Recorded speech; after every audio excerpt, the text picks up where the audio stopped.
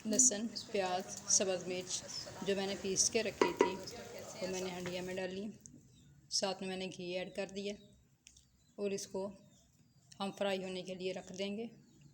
साथ में वक्फे वक्फे से हम चम्मच चलाएंगे जहाँ तक कि लहसुन जो है उसका कच्चापन ख़त्म हो जाएगा और मसाले का कलर थोड़ा लाइट ब्राउन हो जाएगा। इसको हमने डार्क ब्राउन नहीं करना क्योंकि हम सब्ज़ी में डालने जा रहे हैं। देखिए इसका कलर आस्ता आस्ता से चेंज हो रहा है। जैसे इसका कलर चेंज होगा हम दूसरे स्पाइस डाल देंगे इसके अंदर। इसमें मैंने आधा चम्मच हल्दी का डाल दिया और इसको हम थोड़ा सा हिलाएंगे ताकि हल्दी अपना कलर छोड़ जाए। देखें इसका कलर, और थोड़ा सा पानी ऐड कर दें ताकि इसकी मज़ीद बुनाई हो जाए। हल्दी को थोड़ा भूनना चाहिए, उसका कच्चापन ख़त्म हो जाता है और कलर भी बहुत प्यारा आता है।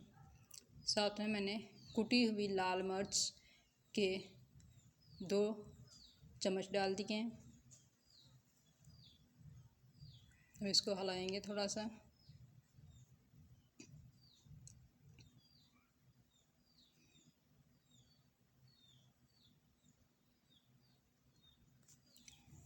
काली मिर्च आधा चम्मच उसका डालेंगे और साथ में हम नमक डाल देंगे। नमक आप लोग अपने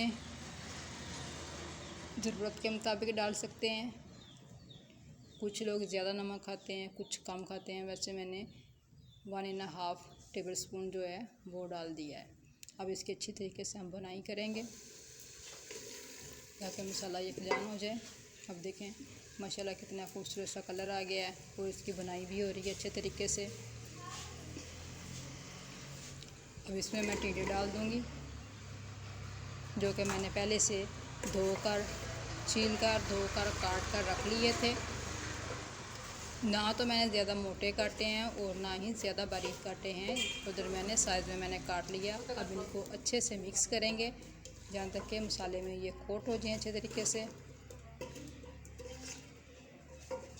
अच्छे से ये कोट हो गए हैं। अब हम इसको दम पे रख देंगे, ढक्कन लगा देंगे इसके ऊपर और हल्की आंच पे इसको रख देंगे। दरमियान में हम वक्फे वक्फे से इसको चेक करते रहेंगे। देखिए इसकी शक्ल।